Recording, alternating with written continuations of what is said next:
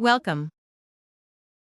Learn about unemployment benefits claim, how to get approved, eligibility payments and application process. If you get laid off from work, you'll most likely qualify for unemployment benefits. To get unemployment, you must have worked for a certain amount of time and earned a minimum amount of money. Typically, the unemployment office looks at your employment and earning history from the previous year. Every state sets its own requirements. Most states also require that you were a part-time or full-time employee. If you were an independent contractor, such as a freelancer, then you probably can't get benefits. That's because your employer didn't pay unemployment taxes while you were working. You must show that you're a U.S. citizen or legally authorized to work in the U.S. Unemployment benefits. Unemployment benefits are payments made by authorized bodies to unemployed people. In the United States, benefits are funded by a compulsory governmental insurance system, not taxes on individual citizens. Depending on the jurisdiction and the status of the person, those sums may be small, covering only basic needs, or may compensate the lost time proportionally to the previous earned salary. Unemployment benefits are generally given only to those registering as unemployed, and often on conditions ensuring that they seek work and do not currently have a job, and are validated as being laid off and not fired for cause in most states. Unemployment benefit is commonly referred to as the dole. To receive the benefit is to be on the dole. Dole here is an archaic expression meaning one's allotted portion, from the synonymous Old English word dal. In the United States, there are 50 state unemployment insurance programs, plus one each in the District of Columbia, Puerto Rico, and United States Virgin Islands. Though policies vary by state, unemployment benefits generally pay eligible workers as high as $783 in Massachusetts to as low as $235 per week maximum in Mississippi. Benefits are generally paid by state governments, funded in large part by state and federal payroll taxes levied against employers. To workers who have become unemployed through no fault of their own. Eligibility requirements for unemployment insurance vary by state, but generally speaking, employees not fired for misconduct are eligible for unemployment benefits, while those fired for misconduct are not. In every state, employees who quit their job without good cause are not eligible for unemployment benefits, but the definition of good cause varies by state. In some states, being fired for misconduct permanently bars the employee from receiving unemployment benefits, while in others it only disqualifies the employee for a short period. This compensation is classified as a type of social welfare benefit.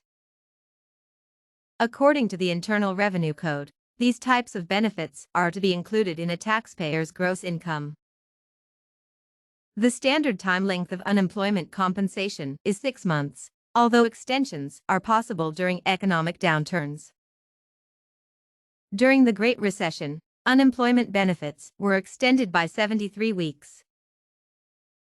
The Supreme Court held that federal unemployment law is constitutional and does not violate the 10th Amendment. Eligibility and amount. In order to receive benefits, a person must have worked for at least 1 quarter in the previous year and have been laid off by an employer. Workers who were temporary or were paid under the table are not eligible for unemployment insurance.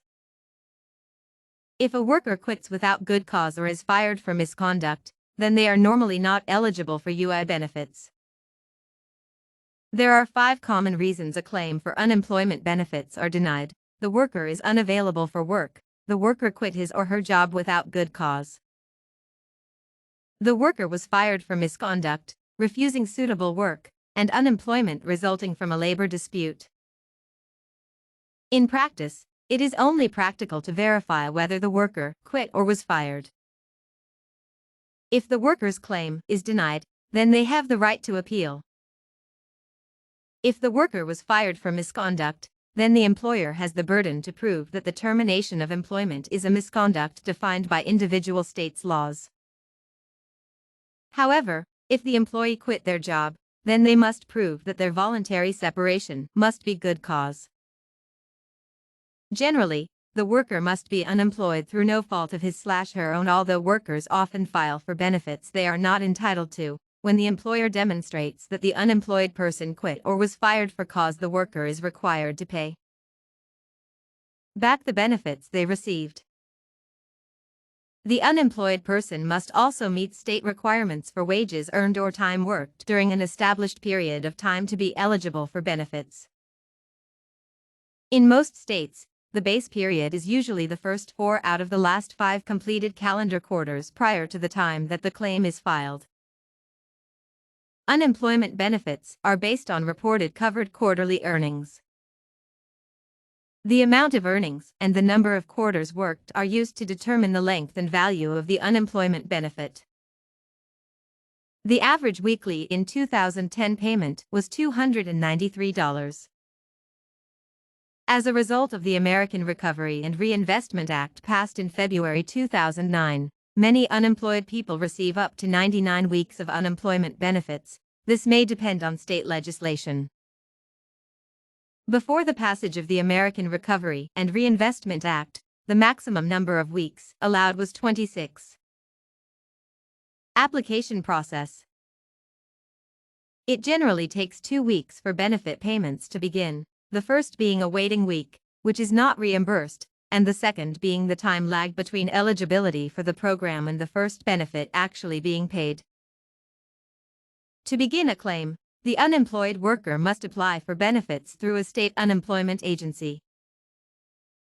In certain instances, the employer initiates the process. Generally, the certification includes the affected person affirming that they are able and available for work, the amount of any part-time earnings they may have had, and whether they are actively seeking work. These certifications are usually accomplished either over the internet or via an interactive voice response telephone call, but in a few states may be by mail. After receiving an application, the state will notify the individual if they qualify and the rate they will receive every week. The state will also review the reason for separation from employment. Many states require the individual to periodically certify that the conditions of the benefits are still met. Disqualification/appeals. If a worker's reason for separation from their last job is due to some reason other than a lack of work, a determination will be made about whether they are eligible for benefits. Generally, all determinations of eligibility for benefits are made by the appropriate state under its law or applicable federal laws. If a worker is disqualified or denied benefits, they have the right to file an appeal within an established time frame. The state will advise a worker of his or her appeal rights. An employer may also appeal a determination if they do not agree with the state's determination regarding the employee's eligibility. If the worker's claim is denied, then they have the right to appeal. If the worker was fired for misconduct, then the employer has the burden to prove substantially that the termination of employment is a misconduct defined by individual states' laws. However, if the employee quit their job, then they must prove that their voluntary separation must be for good cause. Success rate of unemployment appeals is 2/3, or 67% of the time for the most claimants. In the state of Oklahoma, claimants generally win 51.5% of the time in misconduct cases. Payment through prepaid debit cards. In 2013, it was reported that most U.S. states deliver unemployment benefits to recipients who do not have a bank account through a prepaid debit card. The federal government uses the Direct Express Debit MasterCard prepaid debit card offered by MasterCard and Comerica Bank to give some federal assistance payments to people who do not have bank accounts. Many states have similar programs for unemployment payments and other assistance. History. The first modern unemployment benefit scheme was introduced in the United Kingdom with the National Insurance Act 1911, under the Liberal Party government of H. Asquith. The popular measures were to combat the increasing influence of the Labour Party among the country's working-class population. The Act gave the British working classes a contributory system of insurance against illness and unemployment. It only applied to wage earners, however, and their families, and the unwaged had to rely on other sources of support, if any. Key figures in the implementation of the Act included Robert Laurie Morant and William Braithwaite. By the time of its implementation, the benefit was criticized by communists, who thought such insurance would prevent workers from starting a revolution, while employers and Tories saw it as a necessary evil. The scheme was based on actuarial principles, and it was funded by a fixed amount each from workers, employers, and taxpayers. It was restricted to particular industries, particularly more volatile ones, like shipbuilding, and did not make provision for any dependents. After 1 week of unemployment, the worker was eligible for receiving 7 shillings/week for up to 15 weeks in a year. By 1913, 2.3 million were insured under the scheme for unemployment benefit. Learn about unemployment benefits claim, how to get approved, eligibility payments and application process.